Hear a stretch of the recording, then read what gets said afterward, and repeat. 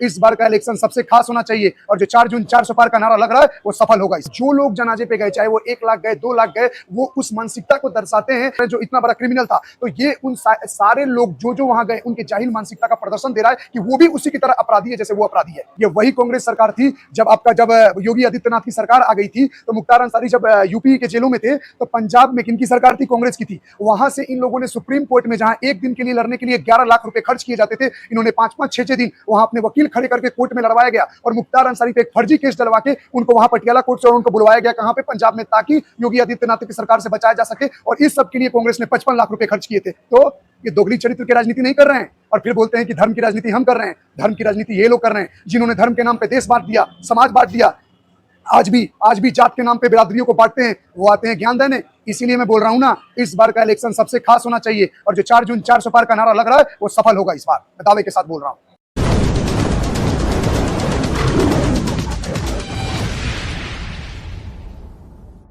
एक बात बताइए, मैं आपसे पूछना चाहता हूं कि अगर मुख्तार अंसारी को मरवाना रहता योगी आदित्यनाथ को, तो ये इतना इंतजार करते क्या?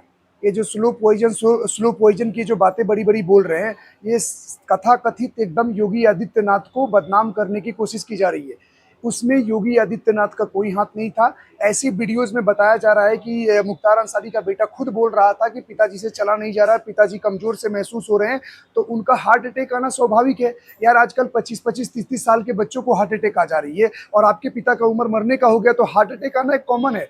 ये लोग क्या कर रहे हैं, इसको हिंदू मुस्लिम एंगल ये खुद देने की कोशिश कर रहे हैं, जिससे इलेक्शन के टाइम सरकार पे इफेक्ट करे। तो मैं एक बात बता देना चाहता हूं कि इनके किसी भी बोले हुए बात से आने वाले इलेक्शन में कोई इम्पैक्ट नहीं पड़ेगा। और जो लोग जनाजे पे गए, चाहे वो 1 लाख गए, 2 लाख गए, वो उस मानसिकता को दर्शाते हैं कि कैसे एक हिंदू होने के बावजूद भी हम लोग विकास दुबे का अपोज करते थे, जबकि उसने इतने पुलिस ऑफिसरों पे गोली चलाया, मारा, अपराध किया। तो हमारे धर्म का होते हुए भी हम उसे सपोर्ट नहीं करते और इन लोगों के धर्म का होते हुए भी उसके जनाजे पे जा रहे हैं जो इतना बड़ा क्रिमिनल था। तो ये उन सारे लोग जो वहां गए उनके जाहिल मानसिकता का प्रदर्शन दे रहा है कि वो भी उसी की तरह अपराधी है जैसे वो अपराधी है। अतीक अहमद को ले लो आप, चाहे आप मुख्तार अंसारी को ले लो, चाहे आजम खान को ले लो, ये कौन से देश के लिए बड़े बड़े रोड और हॉस्पिटल बना रहे थे?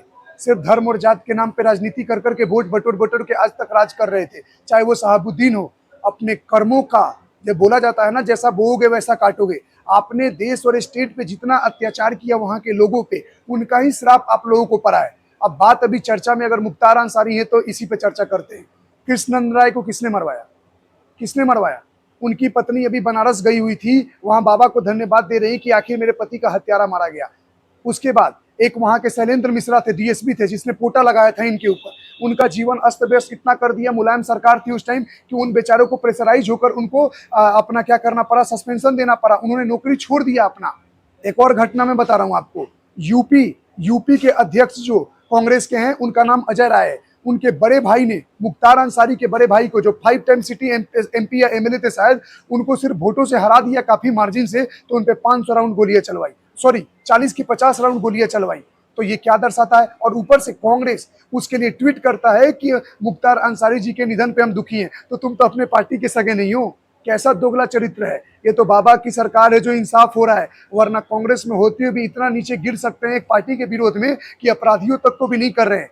ये वही कांग्रेस सरकार थी जब योगी आदित्यनाथ की सरकार आ गई थी, तो मुख्तार अंसारी जब यूपी के जेलों में थे, तो पंजाब में किनकी सरकार थी? कांग्रेस की थी। वहां से इन लोगों ने सुप्रीम कोर्ट में, जहां एक दिन के लिए लड़ने के लिए 11 लाख रुपए खर्च किए जाते थे, इन्होंने 5-5, 6-6 दिन वहां अपने वकील खड़े करके कोर्ट में लड़वाया गया और मुख्तार अंसारी पे एक फर्जी केस डलवा के उनको वहां पटियाला कोर्ट से उनको बुलवाया गया, कहां पे? पंजाब में, ताकि योगी आदित्यनाथ की सरकार से बचाया जा सके। और इस सब के लिए कांग्रेस ने 55 लाख रुपए खर्च किए थे। तो ये दोगली चरित्र की राजनीति नहीं कर रहे हैं और फिर बोलते हैं कि धर्म की राजनीति हम कर रहे हैं। धर्म की राजनीति ये लोग कर रहे हैं जिन्होंने धर्म के नाम पे देश बांट दिया, समाज बांट दिया। आज भी जात के नाम पे बिरादरियों को बांटते हैं, वो आते हैं ज्ञान देने।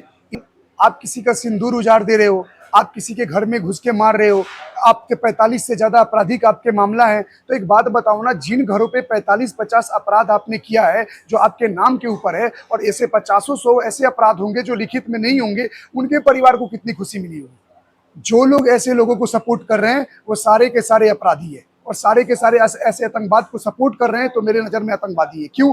क्योंकि आप उसको सपोर्ट कर रहे हो। जो किसी का घर उजाड़ दिया, यूपी में तानाशाही ऐसा किया हुआ था। अब एक और घटना बता रहे हैं, तानाशाही से याद आया, 2008 में योगी आदित्यनाथ को भी मरवाने की इसने कोशिश की थी। वो तो गाड़ी उन्होंने 7 और 8 नंबर की गाड़ियां बदल ली कहीं चाय पीने के लिए, इसीलिए भगवान राम की कृपा से योगी आदित्यनाथ बच गए, वरना आज योगी सीएम नहीं रहते। क्योंकि इसको मारने की तैयारी, इनको मारने की तैयारी 2008 में मुख्तार अंसारी ने एक बार अटैक करवा रखा था। तो आप देखो कि आपका समर्थन किसे करते हो। हम जिसको समर्थन कर रहे हैं वो राष्ट्र के भविष्य की बात करता है, वो बेटी बचाओ की बात करता है, वो रोड बनाने की बात करता है, वो अस्पताल बनाने की बात करता है, वो बड़े बड़े बिल्डिंग्स और इंफ्रास्ट्रक्चर की बात करता है। और एक धर्म के नाम पे कि हिंदू मुसलमान बंटवारा, एक्चुअल में ना बीजेपी झूठ-मूठ का बदनाम है। असली धर्म की और जात की राजनीति यही दोगले करते हैं, समाज में बांट देते हैं, लाखों लाखों की भीड़ आती है और फिर भीड़ में, और वो तो शुक्र मनाओ इनकी भीड़ है, वही किसी हिंदू इलाकों में घुस के फट जाओ, और यही लोग तो ये काम करते हैं। तो इनको फिर अपराधी ना बोले। अरे देखो भैया, आपके आइडल में हमारे आइडल में बहुत फर्क है। इनके आइडल सपोर्ट करते हैं मुख्तार अंसारी को, हम जैसे आइडल हम अपना मानते हैं योगी आदित्यनाथ को, जो धर्म के साथ राष्ट्र का और स्टेट का निर्वहन और अपना काम कर रहे हैं। तो भैया हमारे आपके में जमीन आसमान का फर्क है, और अगर ये दीवार बनी हुई है तो ये दीवार कभी खत्म नहीं होगी, और आने वाले टाइम में ये दीवार चलती रहेगी। और ये भेद है तो है, रहने दो, क्योंकि आप चाहते हो 2047 तक इसे इस्लामिक राष्ट्र बनाना, लेकिन हम चाहते हैं 10 सालों में अखंड बचा हुआ हिंदू राष्ट्र बनाने की बात कर रहे हैं। सीधी बात है। आप भाईचारा खराब करने की बात नहीं कर रहे चाहिए हैं। भाई, आप भाईचारा खराब कर रहे हैं। नहीं चाहिए। जब सिया सुन्नी भाई भाई नहीं तो हिंदू मुसलमान कैसे? नहीं तो देश का संविधान भाई भाई और नहीं भाईचारे की बात किसने करता है बात ना। किया? किसने बात किया? इमरजेंसी के टाइम इंदिरा गांधी ने फोर्सफुल सेकुलर शब्द इंपोज किया। भारत के संविधान में कभी सेकुलर शब्द का था ही नहीं।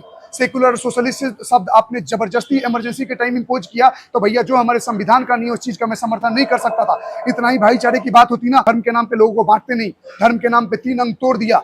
और ये कांग्रेस पार्टी अभी के अन्नामलाई जो साउथ के हैं, वहां पे उन्होंने जिन्होंने कोयम्बटूर से कि कहां से वहां से भरा है, उन्होंने अपना इन्होंने नामांकन अभी दर्ज करवाया है। उन्होंने अभी एक आइलैंड को एक्सपोज किया है, जो कांग्रेस गवर्नमेंट ने श्रीलंका को ऐसे ही वो आइलैंड दे दिया। तो हम ऐसे लोगों को समर्थन करें जो अपने देश के संपत्ति को समझते नहीं है। गिफ्ट में कभी सीओ के दे दिए, कभी पीओकी दे दिए, कभी बांग्लादेश दे दिए, और अब आइलैंड दे दिए। पता नहीं और कितने इनके राज खुलेंगे। तो ऐसे दोगले चरित्र वालों को हम ना 2 डिजिट से ना सिंगल डिजिट तो छोड़ो, इनको दर्शक बनवा के रखेंगे। और आने वाले टाइम में तो अभी 400 पार का नारा लग रहा है। आने वाले टाइम में किसी साल में 2029 में 5 जून 500 पार का भी नारा लगेगा। ये लिख के देता हूँ। जिस देश में बैठ के आप आए दिन प्रधानमंत्री को गाली दे देते हो, अपशब्द बोल देते हो, पनौती बोल देते हो, वो जर्मन शेफर्ड जो ध्रुव राठी आए दिन देश पे प्रोवोक करते रहता है, प्रधानमंत्री को नीचा दिखाता रहता है। चाय टाइम खा के प्रधानमंत्री को गाली दे देते हो, गृह मंत्री को तरी पार कर देते हो, और आप फिर भी बच जाते हो कि तानाशाही वो हुआ जो एक व्यक्ति ने नीदरलैंड की कहां पे, वहां पे नॉर्वे में कुरान के 2 पन्ने क्या जला दिए, उसको अगले दिन 2 दिन पहले की घटना है, उसको मार दिया गया। वो तानाशाही है।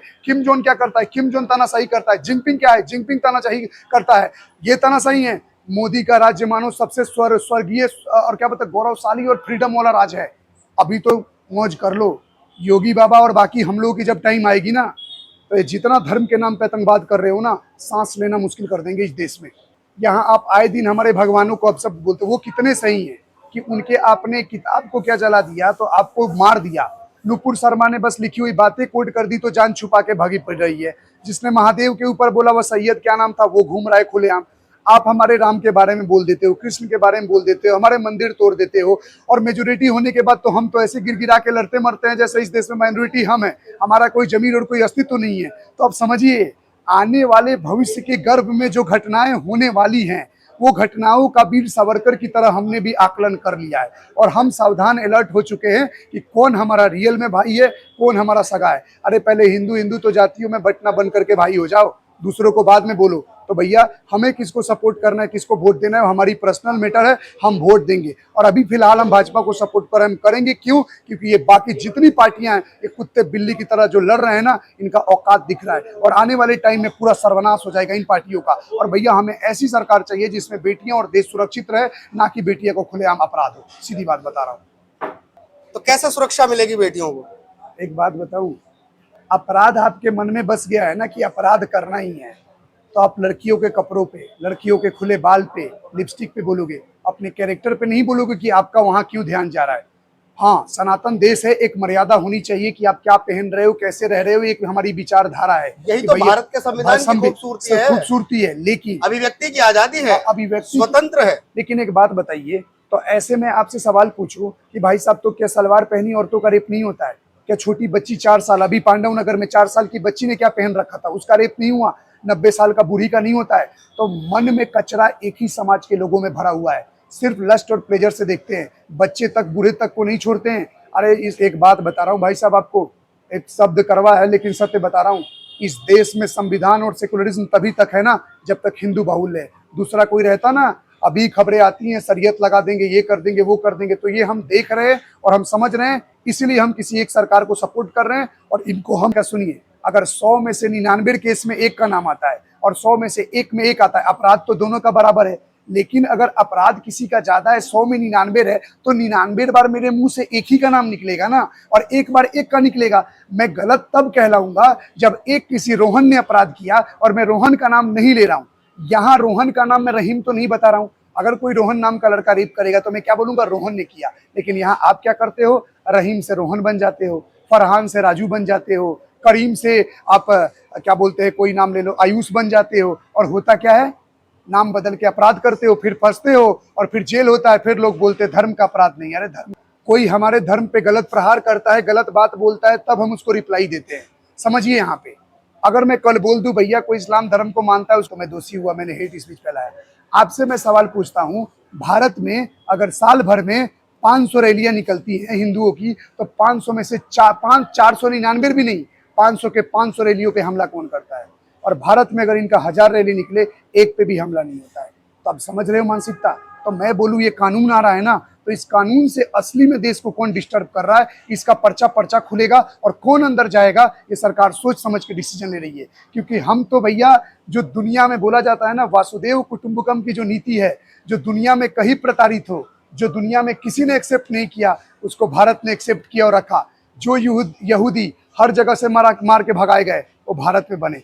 पारसी जो मार के भगाए गए, या भारत में टिके। इस्लाम तो है ही। तो बोलने का मतलब दुनिया का हर धर्म का वेलकम है, लेकिन परेशानी तो सिर्फ एक ही करता है, तो एक ही का नाम आता है। और बाई चांस रूल आ रही है ना, आपके चैनल पे बोल रहा हूँ, आपको इसका अंदाजा और इसका न्यूज मिल जाएगा कि भैया कौन अपराधी हैं और किनका बार बार नाम आ रहा है और सरकार क्या सोच के और किस लिए नियम लाई है। जल्द आपको मिल जाएगा इसका आंसर।